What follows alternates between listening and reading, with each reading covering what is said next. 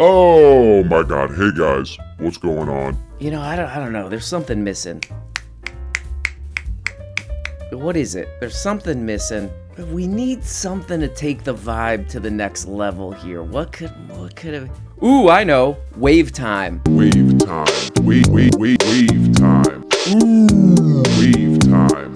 Wave time. For one thing.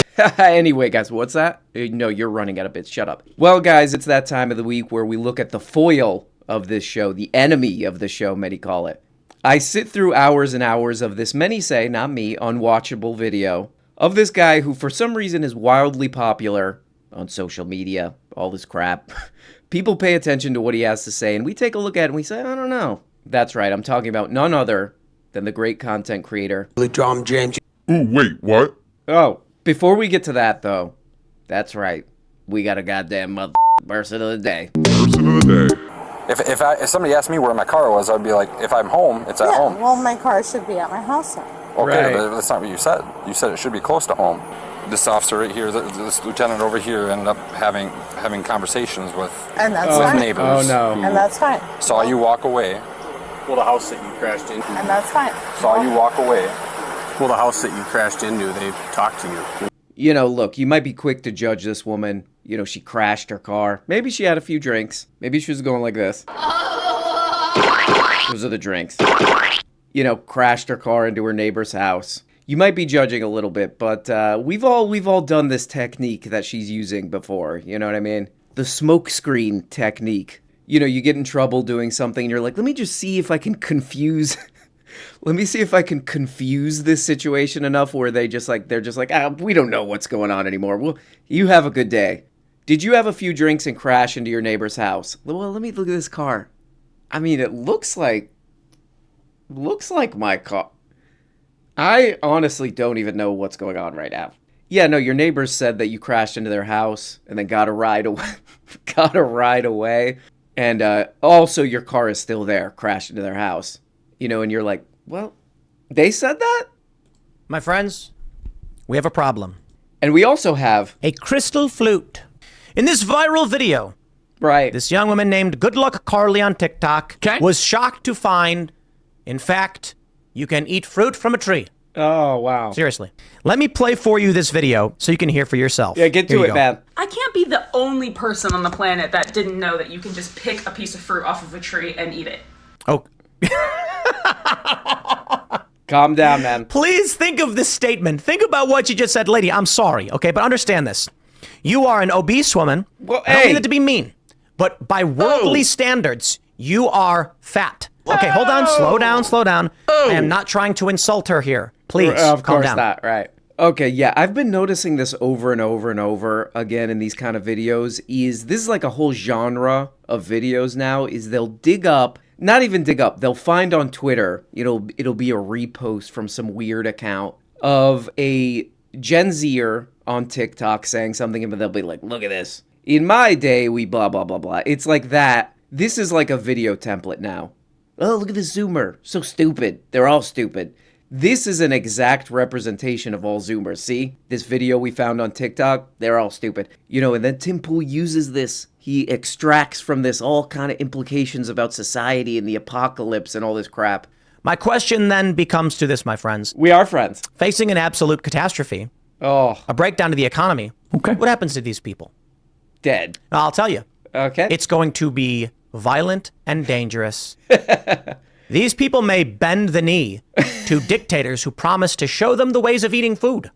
Or they may just rob people and take it because they don't know how to get it themselves. Oh, cool. But let me slow down. Okay, you know what? Let's just listen to what this young lady says. Here we go.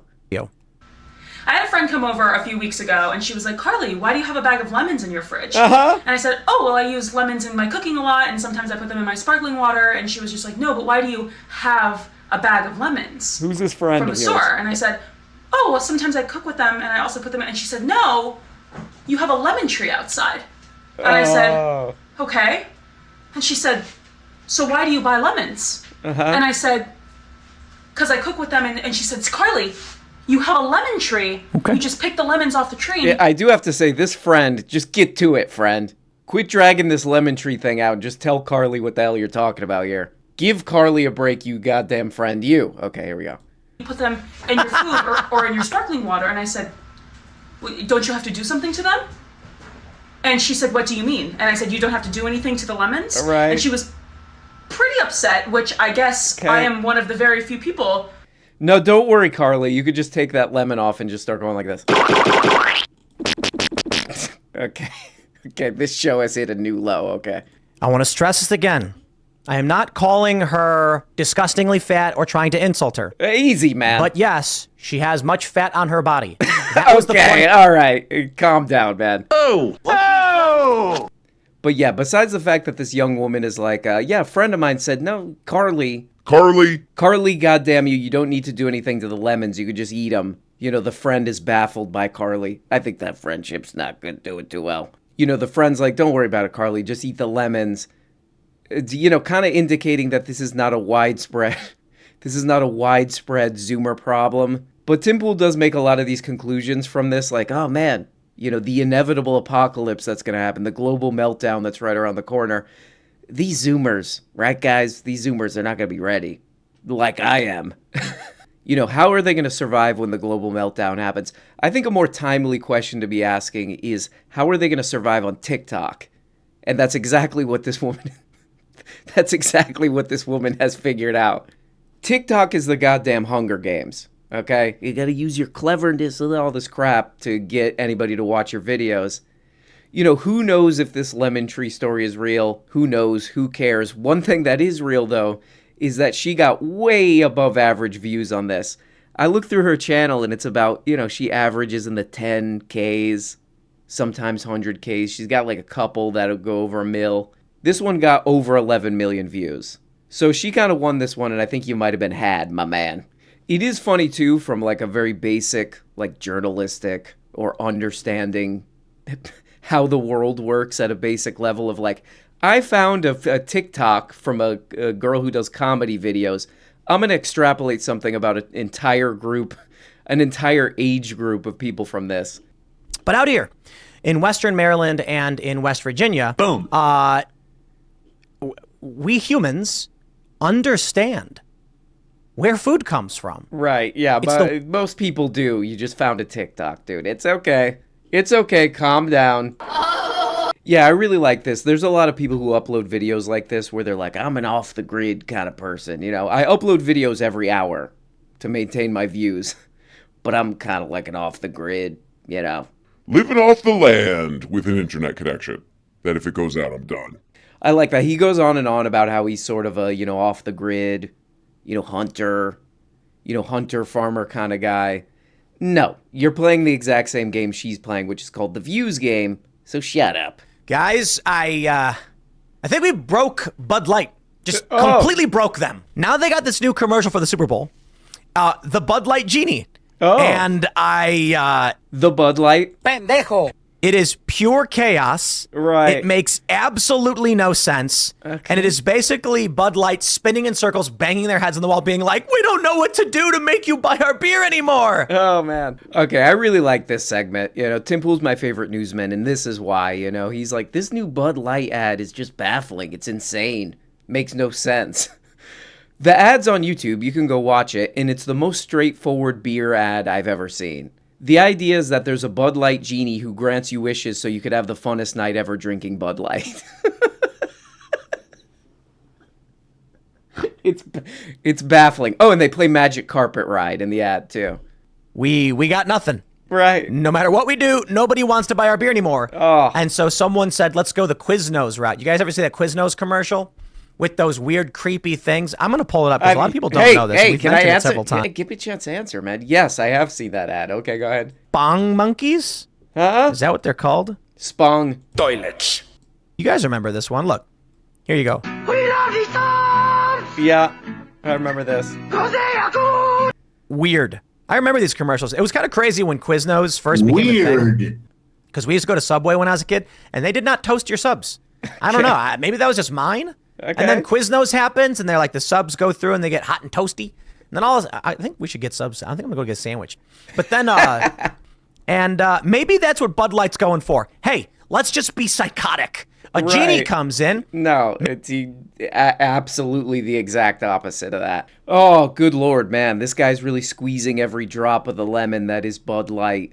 But I've watched so much of this guy's videos to make fun of, and this might be the most wrong he's ever been, maybe.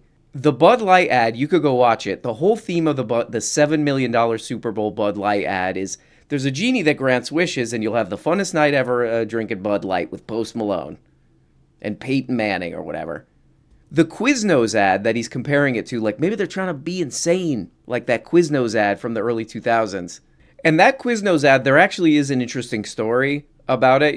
Quiznos at the time, they were like desperately trying to get attention, And this was like in 2003, 2004, people were like kind of starting to be like, hey, there's stuff on the internet. There's stuff on the internet. It's kind of interesting. There's stuff on the internet that's kind of weird. And people were kind of getting obsessed with it. And they found some animator, I think he was Australian or something like that, and he made these weird like matte animations with his mouth over some weird animal and all that. And Quiznos said, fuck it. Let's put that in the ad. As opposed to doing like the most basic beer commercial. Oh, the beer genie.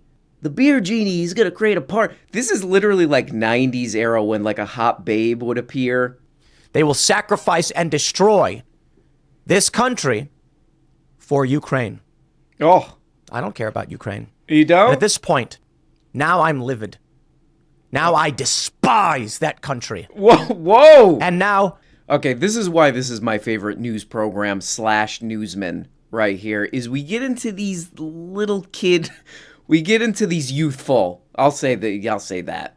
We get into these youthful moments, the U.S. is giving a bunch of money to Ukraine. I hate that country. I hate that whole country. It really is a very young person's way of saying it. It's like when some kid is mean to you at your school, at your grade school or whatever.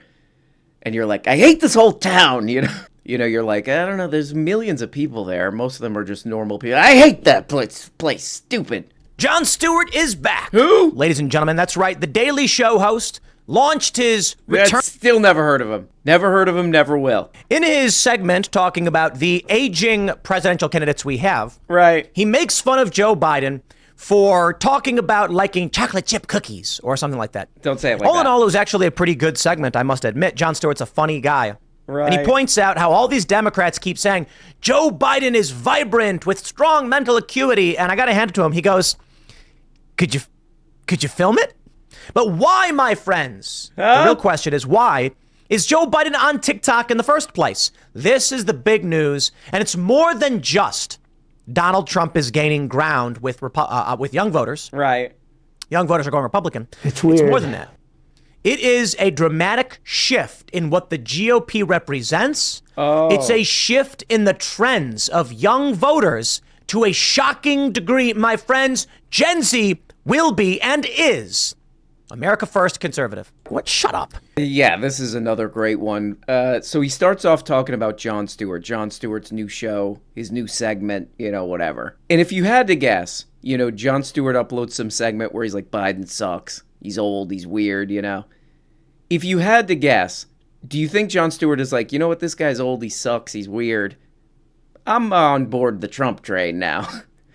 If you had to guess, do you think that's how that segment went down? Because that's the way Tim Pool's kind of painting this thing. And if you're not a baby, you're probably like, that's probably not that segment. What Democrats panic over young voters misses, writes Fox. January 12th. In a spate of surveys of the last 4 months, if a spate of surveys That's okay. Are to be believed, young voters aren't just dissatisfied with Joe Biden, they're switching to support Donald Trump. Right. It's weird. I was one of those younger voters, sort of. Yeah, this is another one of my favorite tropes of this guy's channel, is where he'll read a headline and then make a conclusion. Why don't you read the article? Why don't you read the whole article that you have pulled up? Here's the first little problem with Tim Pool here. The simplest case against sensationalism comes from understanding the sample sizes of many of these polls. The USA Today whatever crap poll, for example, was of 1,000 registered voters. The conclusion about Trump leading Biden was drawn from the responses of 238 people under the age of 35. So that's the first thing in this article. You know, they're like, these polls that Tim Pool's making conclusions on, don't, you know, So that's the first thing. The second thing about the article that he has pulled up that he's using to make these points is they're very clear to say that the reason that these people don't like Joe Biden is not because they're going into like the right-wing crap that Tim Pool loves. It's because Joe Biden isn't, I'll just read this. In the minds of many young Americans and interest groups, he wasn't progressive enough, including by not acting boldly enough on student loan cancellation, climate change, and other crap for the political left. So, you know, come on, Tim, read the article. Why don't you take the time, read the article. That is the funny thing about this, you know, and it makes me feel a little sorry for his viewers because he starts this thing out talking about Jon Stewart, that segment that he did, and Jon Stewart says the exact same thing. He's like, both of these guys suck. We saw this in 2018 with Pew Research showing that Gen Z was leaning slightly more conservative than any generation before it, though they were still very progressive. Okay. We now see polling that support for same-sex marriage among Gen Z is rapidly declining. Whoa. That's interesting.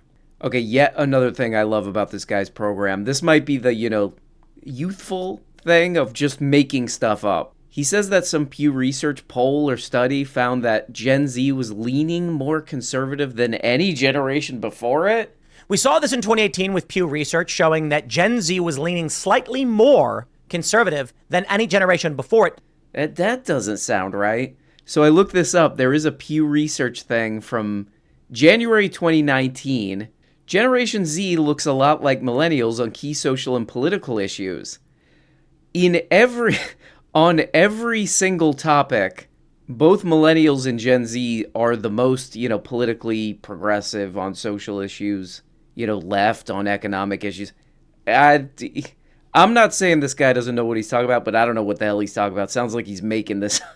Did you just make this up? This is funny, too. I'm going to replay the thing he says about same-sex marriage. Play that. Okay. We now see polling that support for same-sex marriage among Gen Z is rapidly declining. Whoa. Yeah, this is an amazing bit of news commentary / journalism here because he brings up a Pew study. He brings up this Pew thing from 2018. And in that thing, it says this. Gen Z and millennials are more likely to have a positive view of interracial and same-sex marriage than their older counterparts. But I like the way he words it. We now see polling that, what the hell does he say? Okay. We now see polling that support for same-sex marriage among Gen Z is rapidly declining. Whoa. Technically, that's true. There is polling. It's sort of like saying, yeah, there's polling that says I'm the coolest guy in the world. Oh, who took that poll? Oh, well. It sounds like he's talking about one poll that was done by the American Enterprise Institute, which is like a far-right lunatic thing that nobody believed and only conservative crap reported on. So, yeah, I don't know. This guy's just doing anything to get his audience to believe that young people are really into the crap that they believe. They don't. They don't like it. They think you're an idiot. So that Gen Z can effectively enter the workforce. I'm in favor of student debt forgiveness. Oh, wow. Student loan forgiveness is a better way to put it. And I'm not saying that we just forgive all student debt. I'm saying we suspend all interest on the debt. You got to pay back what you borrowed. Right. It can never increase. You're right. That would not be student loan forgiveness, right? That's great, too. I'm for student loan forgiveness. Now, we still will give out loans, and they still will have to pay them back, but I'm for it. How are you for it? I actually don't know. Yesterday, a far leftist entered Joel Osteen's church with a rifle. Okay, a far leftist. All right, man. Okay, calm your ass down, man. Oh, God, this is kind of a bitter note to end on. This is a really sad, scary story that there was a shooting, a mass shooting, and here's Tim Pool spinning it in some kind of weird internet political way. I read about the story, and this was a very, very mentally ill person, untreated mentally ill person who did a mass shooting. A far left. This was a mentally ill person, Tim, you idiot, you lunatic. I'm curious, if it's true that this individual was a part of the church. Okay. What motivated this? However, based on the Free Palestine message, right, I have to imagine this was not a person who was a member of this church, and if so, probably being reported strangely or incorrectly.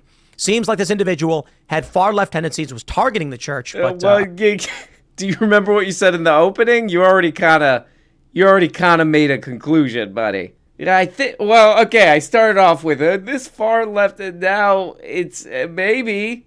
I don't know. Who cares? Kind of a sad story to end on. Sorry about that, but from what I've read, nobody in that church was killed, so that's good. But there we go. A check-in with our finest newsman.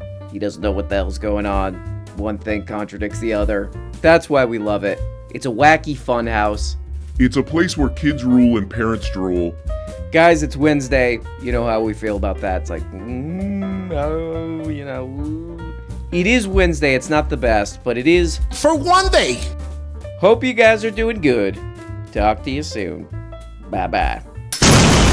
I might just walk out here and think I'm gonna take about a week off. Guys! You're not getting the whole show, okay? Please, for Christ's sake, become a member on Patreon, okay? For as little as 2 bones. When you join on Patreon for as little as 2 stupid little bones, you get the Tuesday, Thursday shows every week. The Quaments program, where you can ask questions or tell stories or do whatever, and it's a whole show. Behind the scenes crap.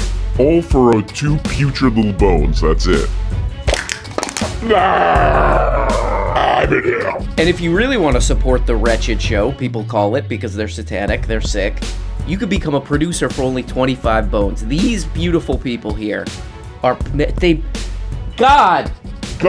Without these producers, it's over, man. It's done. Do you think we can do the show without the producers? Okay? Because if you do think that, you got another thing coming, my man. You got a totally different thing coming. Without the producers, it is as good as over. Hello? Is anyone listening to me? Please answer. I'll wait. Please answer. Our hearts and our toilets Are forever endowed unto the producers from which all light comes. Praise God. Praise God. It really is amazing to have such beautiful producers, and if you want to do it, oh my God, I don't even know what to say. I love the producers so much that I wrote a little song about them. Here we go. Hit it. Without the producers, we're going straight to hell. And we'll be their nationality for all eternity. And then we'll go down to the lower level of hell where you can't get out. Not even for good behavior/deeds. Go down there. Deeds.